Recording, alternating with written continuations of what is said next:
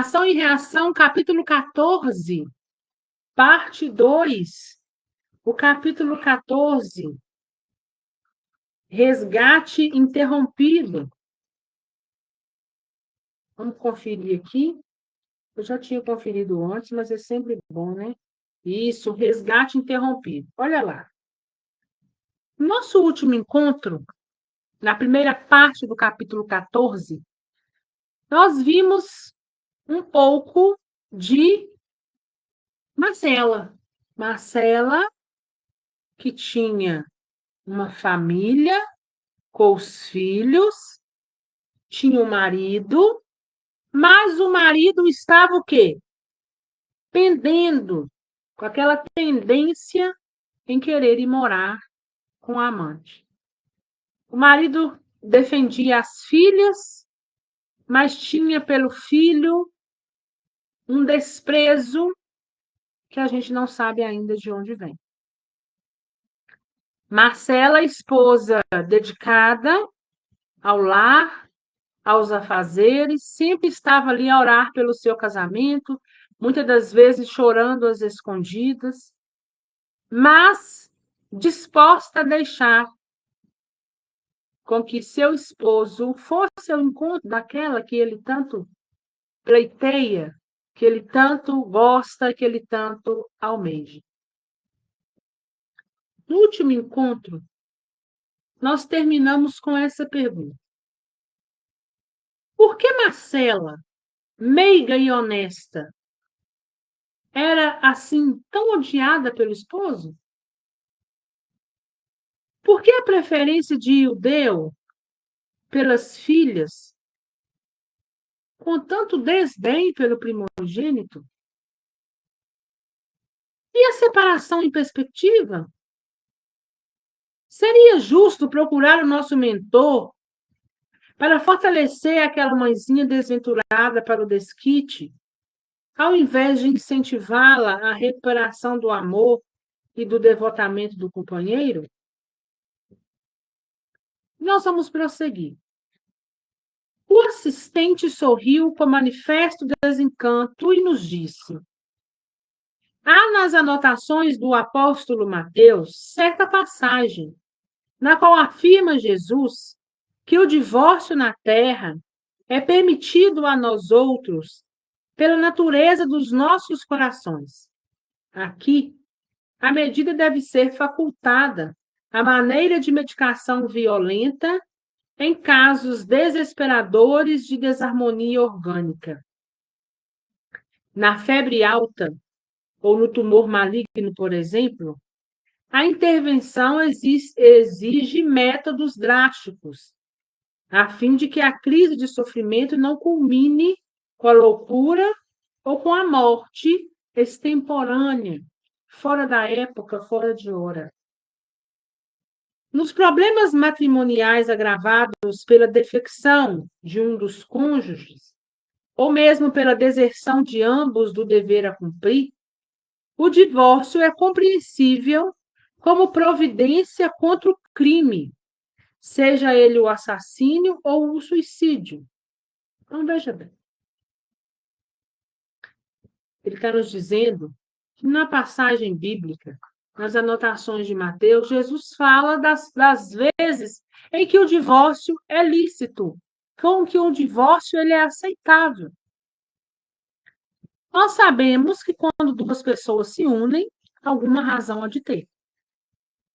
E a gente sabe também que tudo vem do nosso livre-arbítrio e algumas das tantas outras vezes vem de um projeto encarnatório traçados por nós mesmos ou por ajuda dos nossos, antes de estarmos aqui, mas esse projeto reencarnatório, ele tem pontos importantes.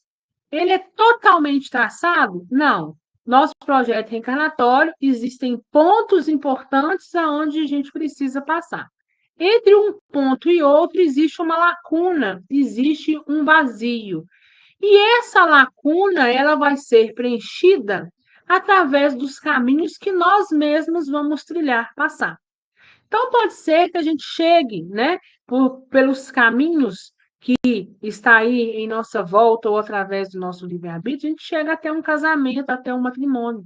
E vamos supor que esse matrimônio ele está predestinado de ter, né, ali dentro daquele seio familiar, missões aos quais nós precisamos cumprir, precisamos sanar, precisamos reparar e expiar. Então, às vezes a gente adentra ele, mas a gente sucumbe à prova, né? O matrimônio também é uma prova, mesmo porque, além de quando ele constitui uma família, a família é o nosso maior desafio. Geralmente, quando a gente tem laços assim muito estreito, é porque nós temos algo a reparar com aquela pessoa. Né? Mas na passagem, né, aqui o André Luiz vem falando, o assistente, né, o Silas vem falando que na passagem do apóstolo Mateus, Jesus fala da possibilidade do divórcio.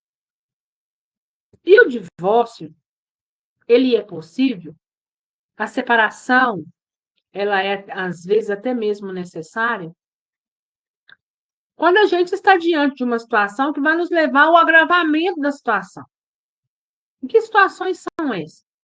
Às vezes eu estou num ato tão desesperador que, se continuar mais, lá na frente, talvez eu me leve a um suicídio. Às vezes, me leva a assassiná-lo. Então, são situações que vão interromper a nossa missão, vão interromper o nosso projeto reencarnatório, né?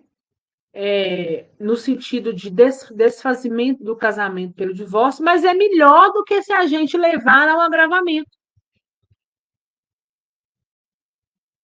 Então, é isso que ele está nos chamando, está nos dizendo. Aí ele cita o exemplo, né? Às vezes, das doenças. Às vezes, o paciente está numa febre tão intensa, tão grande, que é necessário uma intervenção mais drástica para não levá-lo a um agravamento. Da mesma forma, essa questão do divórcio. Às vezes, antes de separar, do que levar lá na frente a uma situação bem pior do que a de agora. Né? Então, antes de interromper aquilo e seguir, do que permanecer daquela forma, se lá na frente os frutos serão, como se diz, venenosos. Né?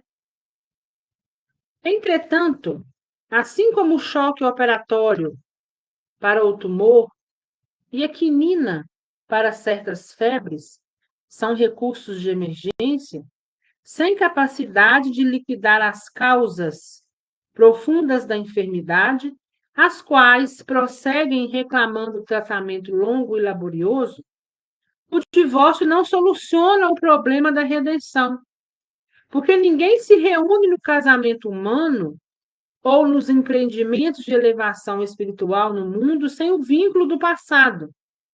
E esse vínculo quase sempre significa débito no espírito ou compromisso vivo e delongado no tempo. Ou seja, o que ele está dizendo? Olha, ninguém se reúne a um casamento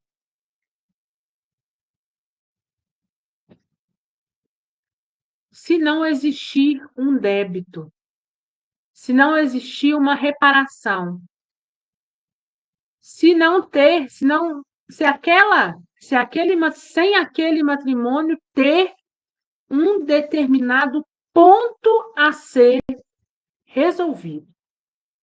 O homem ou a mulher, desse modo, podem provocar o divórcio e obtê-lo como sendo o menor dos piores males que lhe possam acontecer. Ainda assim, não se liberam da dívida em que se acham incursos, cabendo-lhes voltar ao pagamento respectivo tão logo seja oportuno. Olha, nós temos o livre-arbítrio de, às vezes, não estar suportando aquela situação, ou daquela situação né, ter a possibilidade de estar sendo majorada, né, ou seja, as consequências vão ser maiores. Porém, a gente precisa entender que, se eu interrompo algo, pode ser que aquilo de fato tenha sido interrompido na seara espiritual. O que é isso? Aquilo que eu vim buscar dentro desse matrimônio que eu precisava reparar, eu desisti daquilo. Eu deixei de reparar. Então, veja bem. Se nós, todas as vezes que nós executamos, praticamos um ato negativo, nos surge 3 elementos: arrepender, reparar e expiar. E eu desisto, ele ainda permanece em mim. Então, o que vai acontecer? Eu não consegui sanar aqui. Essa missão, nesse ponto, foi interrompida. Ora, bolas, se eu preciso de sanar, se eu preciso retirar de mim aquilo que um dia eu mesmo carimbei, se eu não o faço agora, depois ele estará novamente na minha estrada para que eu possa, na eventualidade, sanar.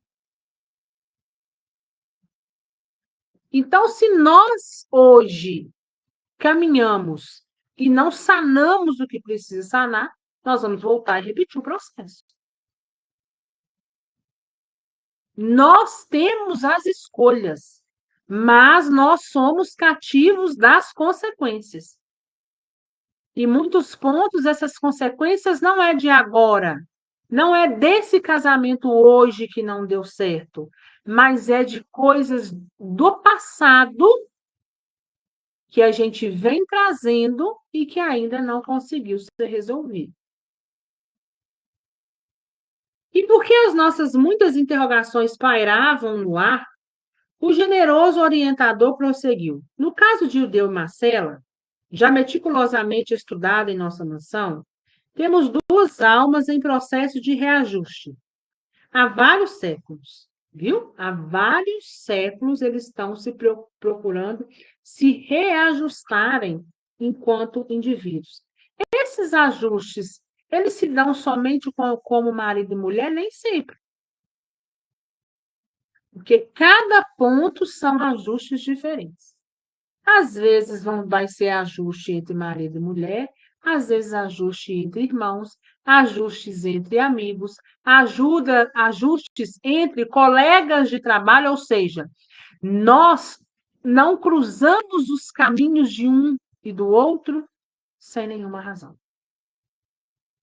Nós estamos exatamente aonde nós precisávamos estar, com os figurantes, com as famílias, com a cidade cenográfica, exatamente ao que nós precisamos. Por isso, Joana de Ângeles já dizia a Divaldo, ao final de tudo, você verá que nada disso existiu. Que tudo que está ao seu lugar foi montado para que você lutasse contra você e você mesmo. Porque se as consequências são minhas, se as consequências são de vocês, cada um trilha o seu próprio caminho. Então não há que se falar no outro, há que se falar em mim.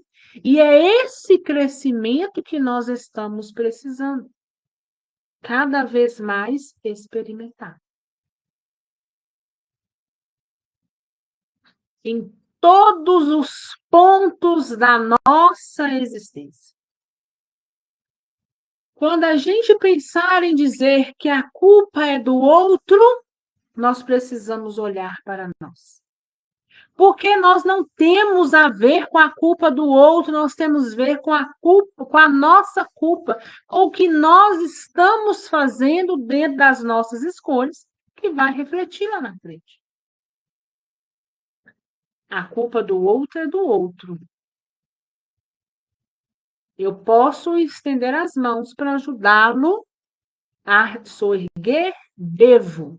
Porque o Evangelho nos ensina, alivia o fardo do outro, porque o fardo que você alivia hoje, amanhã será o seu fardo a ser aliviado. Não porque você fez algo em troca, mas porque você atraiu para si, por afinidade, a positividade que você um dia despendeu.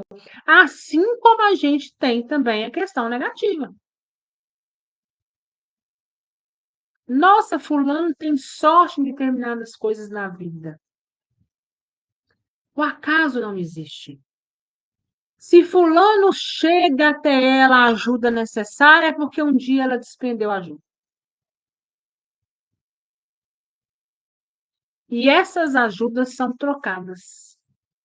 Cada hora nós estamos em um polo diferente. Ora eu estou no polo, vamos supor, superior, ora eu estou no inferior. E nós vamos fazendo esse movimento. Um movimento de 360 graus, nos levando cada hora a estar em um polo. Então, a nossa conduta faz com que a gente atraia para próximo de nós coisas boas ou coisas ruins. Então, cada um de nós precisamos pensar nas nossas consequências. Para não perdermos em compridas perquirições, convém lembrar tão somente algumas notas de existência última em que ambos, como marido e mulher, aqui mesmo no Brasil, se entregaram a difíceis experiências.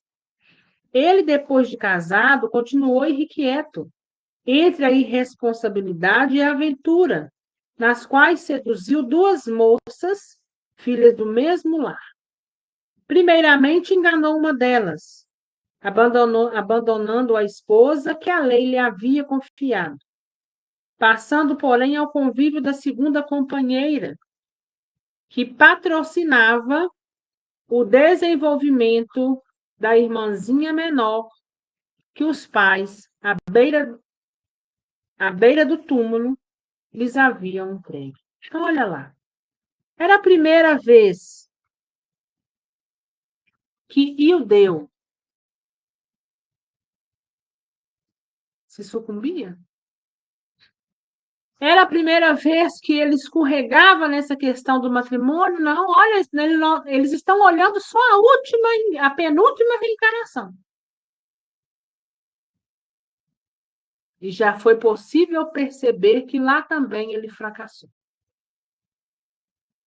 Duas irmãs, ele casou com uma e estava abandonando essa primeira, ao qual ele contraiu um matrimônio civil para estar com a outra.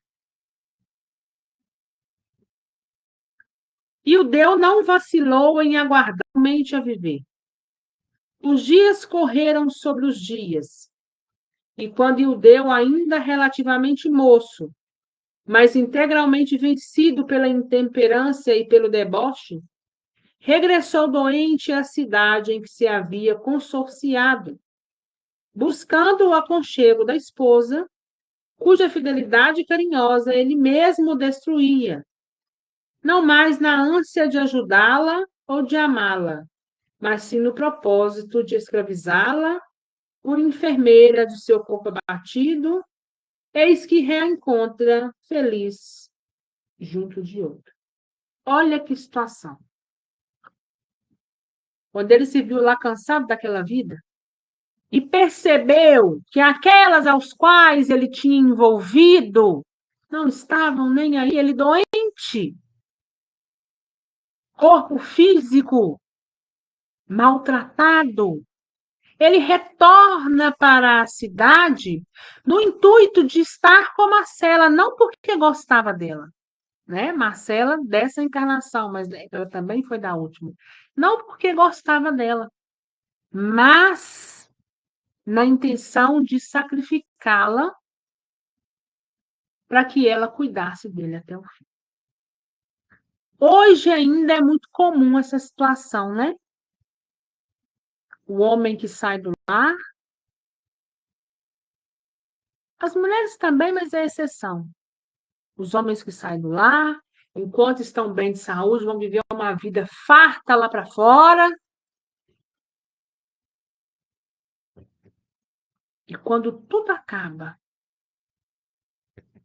quando a saúde está deplorável, aí lembra daqueles lá de trás.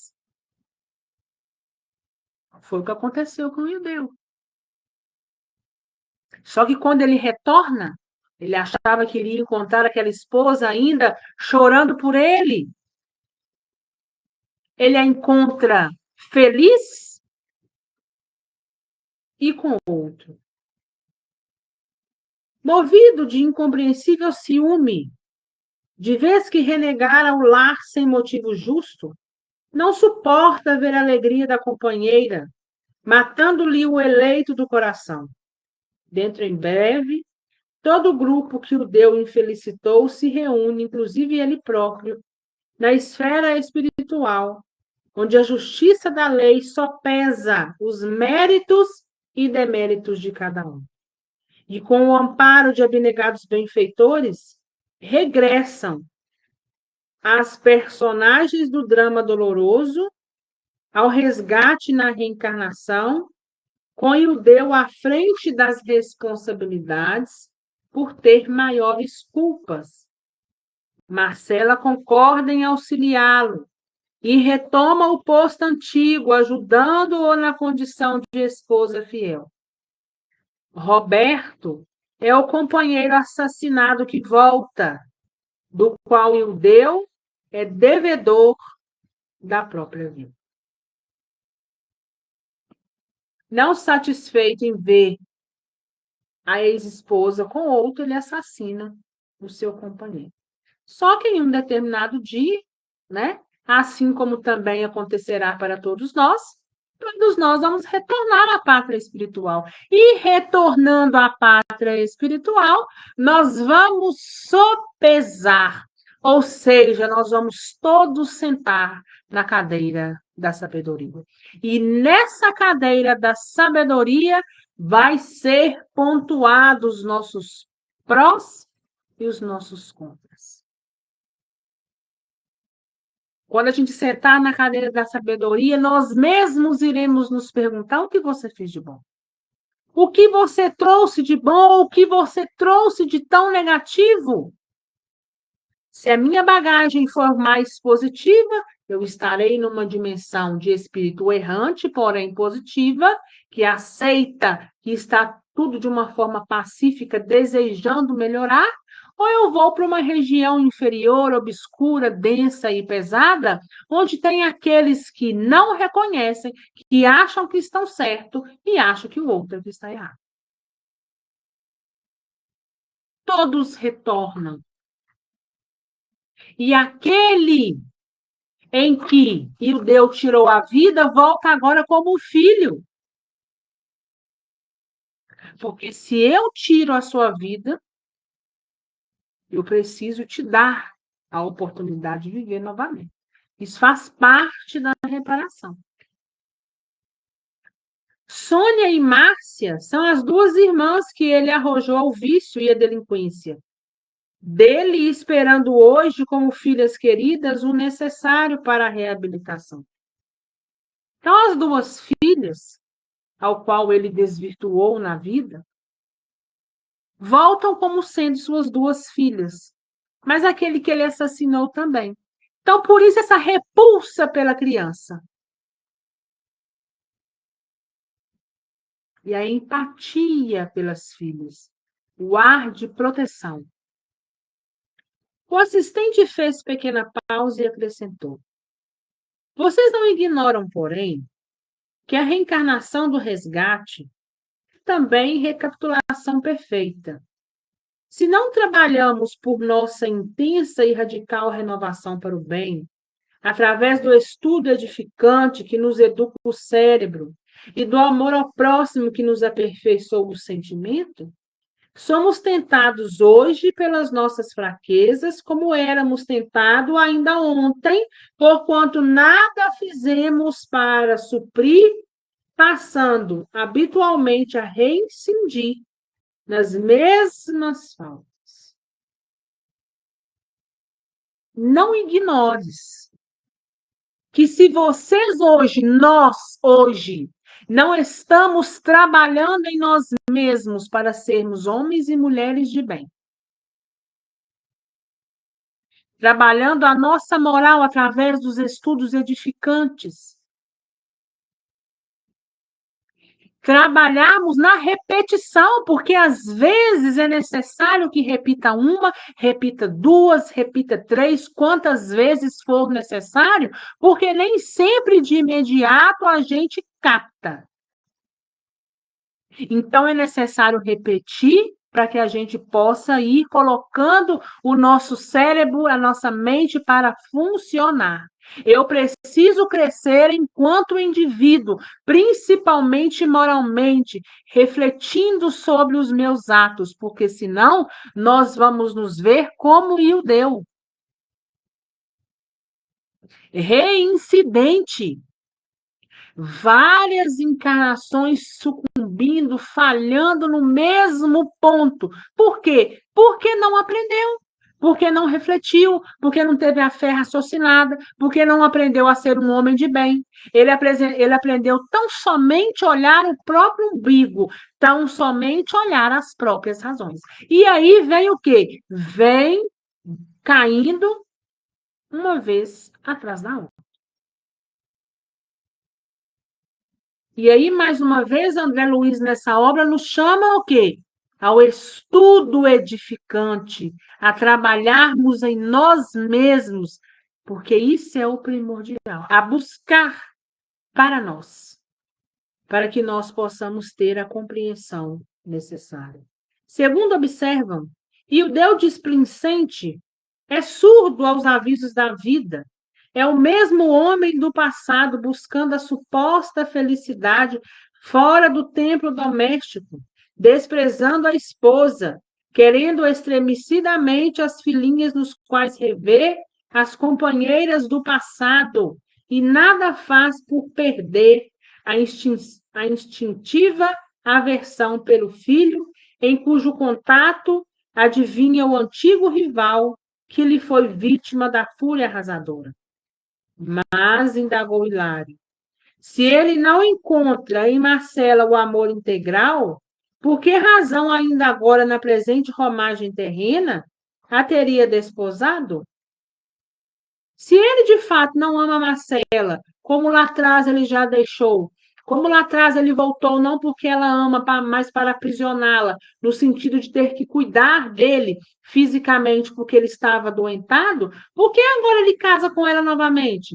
Por que ele a desposa novamente? A afetividade juvenil não é sinal de confiança e ternura?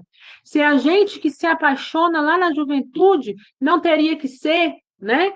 Pela ternura e pela confiança, ele ainda continua olhando para o filho como rival e para as filhas, né? Inconscientemente, para aquelas que um dia ele protegeu, aquelas que um dia ele seduziu, aquelas que um dia ele levou para o caminho errado da vida. Sim, encareceu Silas bondoso, é preciso considerar que nos achamos ainda longe de adquirir o verdadeiro amor puro e sublime. Nosso amor é, por enquanto, uma aspiração de eternidade encravada no egoísmo e na ilusão, na fome de prazer e na egolatria sistemática que fantasiamos como sendo a celeste virtude. Então, veja bem, o amor que encontra-se na Terra está longe de ser um amor puro. E longe até mesmo do amor que se encontra nas esferas espirituais positivas. Porque o amor que a gente tem aqui, muitas das vezes, é egoísta. Muitas vezes ele está fixado na ilusão. Por isso mesmo, a nossa afetividade terrestre, quando na primavera dos primeiros sonhos da experiência física, pode ser um conjunto de estados mentais, consubstanciando simplesmente os nossos desejos. E nossos desejos se alteram todos os dias. Em razão disso, recordemos o imperativo da recapitulação. Nessa ou naquela idade física, o homem e a mulher, com a supervisão da lei que nos governa os destinos, encontram as pessoas e as situações de que necessitam, para superarem as provas do caminho, provas indispensáveis ao burilamento espiritual, de que não prescindem para a justa ascensão ao espírito das esferas mais altas. Assim, é que somos atraídos por determinadas almas e por determinadas questões, nem sempre porque o estimemos em sentido profundo, mas sim porque o passado a elas nos reúne, a fim de que por elas e com elas venhamos a adquirir a experiência necessária, a assimilação do verdadeiro amor e da verdadeira sabedoria. É por isso que a maioria dos consórcios humanos, dos casamentos humanos, por enquanto, constituem ligações de aprendizado e sacrifício, em que muitas vezes as criaturas se querem mutuamente e mutuamente sofrem pavorosos conflitos na convivência umas das outras. Nesses embates, alinham-se os recursos da redenção. Quem for mais claro e mais exato no cumprimento da lei que ordena, seja mantido o bem de todos acima de tudo, mais ampla liberdade encontra para a vida eterna.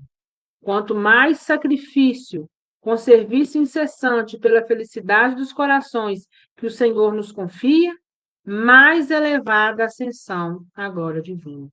Então, ele está dizendo para a gente o quê? Que há consequências. Se eu consigo vir e suprir e trabalhar essa minha tendência, porque a gente quando vem para a Terra, a gente vem trazendo tendências, sabe? Tendências, pontos em que a gente pode sucumbir, pode escorregar. Mas cabe a gente, dentro da nossa reflexão, fazer o quê? Trabalharmos em nós mesmos. A grande diferença, a grande máxima que tem hoje, e muitas das vezes as pessoas não entendem, é que nós estamos aqui para aparar, para peneirar nós mesmos. Eu preciso ser melhor. O outro, ele não vai evoluir por mim.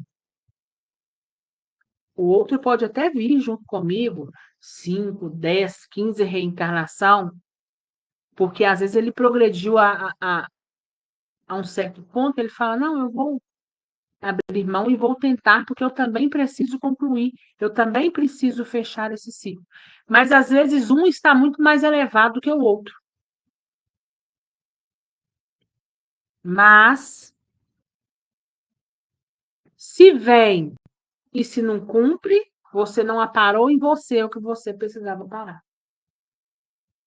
Então, pode ter certeza que lá na curva da vida, lá na curva da estrada da eternidade, embora essa estrada seja reta, mas nós vamos encontrar essa curva em nós mesmos, porque é a curva que nós precisamos endireitar, é a curva que nós precisamos deixá-la reta. Se a gente não consertar, nós vamos voltar para passar. E muitas das vezes nós vamos estar estagnados em um ponto enquanto o outro continua evoluindo. Então, aduzir. Nosso amigo Ildeu estará interrompendo o pagamento da dívida em que se empenhou. E Silas responde: isso mesmo. Ele se empenhou a vir para esse casamento, a se reparar diante daquele que um dia ele assassinou, em endireitar essas meninas onde um dia ele desvencilhou do caminho, e agora o que ele faz? Me apaixonei por outro, eu vou embora. Abandona a família. E Marcela? Perguntou Hilário. Garantirá por ele a sustentação do lar?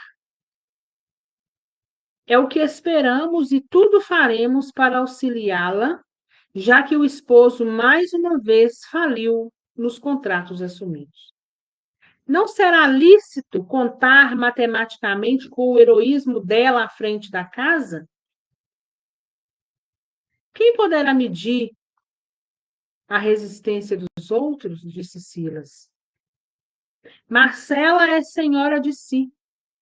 e com a deserção do esposo é chamado a encargos duplos. Desejamos sinceramente que ela seja forte e se sobreponha às vicissitudes, aos problemas da existência, mas se resvalar para delituosos desequilíbrios que lhe comprometem a estabilidade doméstica, na qual os filhos devem crescer para o bem, mais complicado e mais extenso se fará o débito de Judeu, porquanto as falhas que ele venha a cometer serão atenuadas pelo injustificável abandono em que o lançou o marido. As falhas que ela, né? Ela vai vencer o matrimônio? Olha, eles estão fazendo votos e vão torcer e vão ajudá-la para que ela consiga se sobressair. Porque agora ela está com uma carga dupla. A carga que teria que ser de dois está toda nas costas de uma só. Ainda que ela se sucumba em alguma coisa, tenha um erro aqui ou um erro ali, mas será atenuada as suas falhas, porque ela está sozinha. O fardo está muito mais pesado. Ela está dando conta de duas pilares, onde deveria ter o pai e a mãe, ela está fazendo o papel de um só, dos dois em um só. Então, o fardo é muito mais pesado. Quem se faz responsável por nossas quedas, experimenta em si mesmo a ampliação dos próprios crimes. Se eu derrubo alguém, está agravado em mim uma situação. Se eu ajudo alguém, está atenuado no meu caminho, ou seja, diminuído as circunstâncias ou as consequências dos meus problemas. Lembra? Se eu estendo as mãos, se eu sou beneficente, se eu trabalho na beneficência, se eu tenho indulgência, se eu tenho empatia, é porque a indulgência, a empatia está em mim. Não foi o outro que me deu, mas eu já aprendi a desenvolver. Então, o caminho aonde eu vou trilhar, por afinidade, será um caminho onde eu encontrarei indulgência, caridade, beneficência, consequentemente, flores, porque isso já está em mim. Então, é isso que nós precisamos refletir e precisamos aprender. Hilário meditou e disse em seguida: imaginemos, porém, que Marcela e os filhos consigam vencer a crise, esmagando com o tempo as necessidades de que são agora vítimas. Figuremos-los terminando a atual reencarnação com plena vitória moral em confronto com o Iudeu, retardado, impenitente, devedor. Se a esposa e os filhos, então, definitivamente guindados à luz, dispensarem qualquer contato com a sombra em franca ascensão, as linhas superiores da vida, a quem pagará Iudeu o montante das dívidas em que se agrava? Olha a pergunta. Vamos supor que Marcela vença, que ela consiga levar os filhos à vitória, que eles consigam uma ascensão moral. Se eles conseguiram uma ascensão moral, eles subiram um degrau na escala evolutiva, estão assim em pontos positivos. E o Deus encontra-se retardado. Retardado aqui nesse sentido quer dizer estagnado, parado e com um fardo enorme. Para quem ele vai pagar, né, entre aspas, todo esse mal que ele fez, sendo que os outros já estão né, em um ponto de ascensão. Silas estampou o significativo gesto facial e explicou: embora estejamos todos uns diante dos outros, em processo reparador de culpas recíprocas, em verdade e antes de tudo, somos devedores da lei em nossas consciências. Fazendo mal aos outros, praticamos o mal contra nós mesmos. Caso Marcela e os filhos se ergam um dia, a plenos céus e na hipótese de guardar-se, nosso amigo mergulhado na terra, vê-los-á e o deu na própria consciência, sofredores e tristes, quais os tornou, atormentado pelas recordações que traçou para si mesmo, e pagará em serviço a outras almas da senda evolutiva o débito que lhe onera o espírito, de vez que ferindo os outros na essência, estamos ferindo a obra de Deus, de cujas leis soberanas nos fazemos réus infelizes, reclamando quitação e reajuste. Se a sua família está numa posição hierárquica à sua, se ela não precisa mais despender esforços para estar com você, porque você se esquiva o tempo inteiro, a lei de ação e reação entrará em vigor, né? Ou seja, a justiça divina. Você vai atrair para próximo de você a energia que contém em si mesmo. Então, se um dia ele deixou a esposa e hoje a esposa com os filhos estão num patamar muito melhor, ele encontrará lá na frente aqueles que também um dia o abandonarão para que ele possa sentir do próprio veneno, vamos dizer assim. E isso não é só para Ildeu, mas para todos nós. Nós vamos experimentar exatamente aquilo que a gente dá. Essa é a lei. Essa é a justiça. Se eu não me reparo diretamente com um, pode ter certeza que um dia eu irei reparar com aquele ao qual eu estou ali vibrando, atraindo para mim mesmo, porque o mal ou o bem encontra-se em mim. Isso quer dizer, a palavra de Hilário, porém, foi cortada pela observação do assistente, que em lhe surpreendendo as ideias, falou firme. Isso quer dizer que se o deu mais tarde desejar reunir-se a Marcela, Roberto, Sônia e Márcia, então redimidos nas esferas superiores, deverá possuir uma consciência tão dignificada e sublime quanto a deles, de modo a não se envergonhar de si mesmo, considerando-se a probabilidade de triunfo para a esposa e os filhos nas provas árduas que o porvir lhe reserva. Então, se um dia ele quiser estar juntamente dessa família, ele precisará estar no mesmo patamar. Ele precisará ter evoluído. Deus meu, clamou Hilário. Quanto tempo, então, para uma empresa dessas?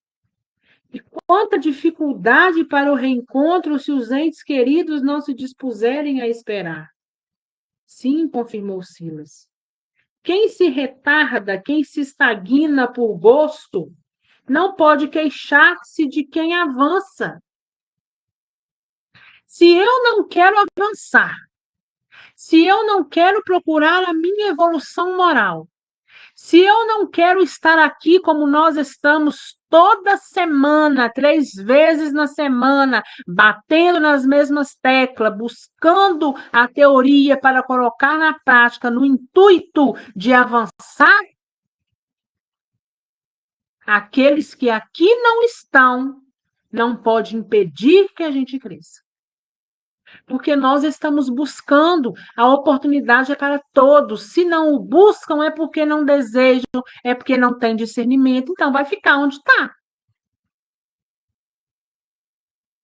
Da mesma forma, para a gente trazer a nossa realidade, eu não posso achar ruim que o outro compre uma casa, que o outro tenha, seja lá o que for, até mesmo uma doação, que tenha um mérito, se ele trabalha para aquilo. Todos nós aqui temos o nosso labor. A Cris, eu sei que sai 5 horas da manhã. A Ana Paula passou não sei quanto tempo que a Ana Paula ficava dentro, enfiada dentro de um sistema prisional da FEBEM sem ir em casa, mas estava lutando, estava trabalhando. A Maria da Glória, quantas vezes já não renunciou a tanto? Da mesma forma, Edileuza, da mesma forma, Solange, todas nós. Então, se nós lutamos ou ainda continuamos na luta por algo, e se a gente consegue, aquele que dorme até 11 horas não pode achar ruim do nosso avanço, porque nós estamos buscando, diferentemente daquele que está com os olhos tampados, querendo aceitar somente a sua verdade. Então, meu filho, fique com a sua verdade, mas nos deixe crescer, nos deixe evoluir. E que Jesus tenha misericórdia e que vocês possam tocar no coração e evoluir também. Porque Jesus dá oportunidade para todos nós. Nós que muitas vezes vamos comer do mesmo, que enfrentamos a luta, o destino não pode ser igual àquele que cruza os braços e espera cair no céu. Essa é a lei. E para que aqueles que ficaram atrás cheguem até o ponto em que muitas vezes nos encontramos, eles vão precisar caminhar.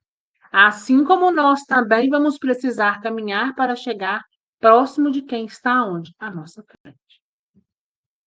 Cada um de nós escolhe. A escolha é nossa. Nós vamos escolher o nosso destino, a nossa estrada, a nossa caminhada.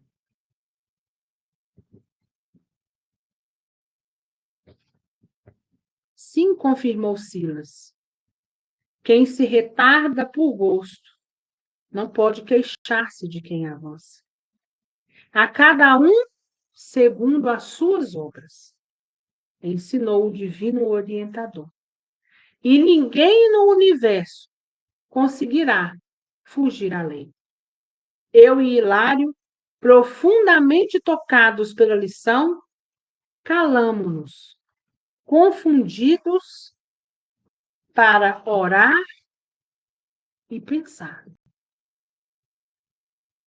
Orar e pensar. Eu oro, eu busco a teoria e penso. Uso a fé raciocinada, a fé viva dentro dos fatos e dos acontecimentos. Que todos nós possamos estar de pé diante dos nossos compromissos. E que às vezes, nossa, mas esse compromisso está demorando demais, essa missão está demorando demais, que tenhamos forças para persistir. Porque a palavra de Deus nos fala que se a gente conseguir cumprir até mesmo no último dia, nosso dever está cumprido. Se a gente persistiu tanto quanto necessário fosse, ou necessário foi, é porque nós sabíamos o caminho em que queríamos chegar. Tem uma frase que diz: cuidado com o que queres, porque pode conseguir. Cuidado com o que queres, porque você consegue e muitas das vezes a consequência pode ser drástica. Nunca é tarde para trabalharmos em nós mesmos, para buscar por nós mesmos, para que o ambiente possa estar melhor, para que nós possamos estar melhor, para que a vibração que vem da gente possa estar melhor. Porque ainda assim, refletindo, estudando, batendo na mesma tecla, hora ou outra, na realidade dos fatos, na conduta, no sentir, na pele, no passar da pele, a gente erra. A gente erra o tempo todo. Lógico que nós estamos dispostos a quê? A consertar. Mas ainda assim a gente erra. Imagine aqueles que não tiram tempo para pensar, para discernir ou para refletir. Que Jesus tenha misericórdia de todos nós, mas que, sobretudo, nós mesmos possamos ter misericórdia do nosso caminho, porque o que eu faço hoje está refletindo lá na frente, no meu amanhã, não só nessa encarnação, mas em tantas outras que ainda me aguarda e me espera. Alguma dúvida, gente?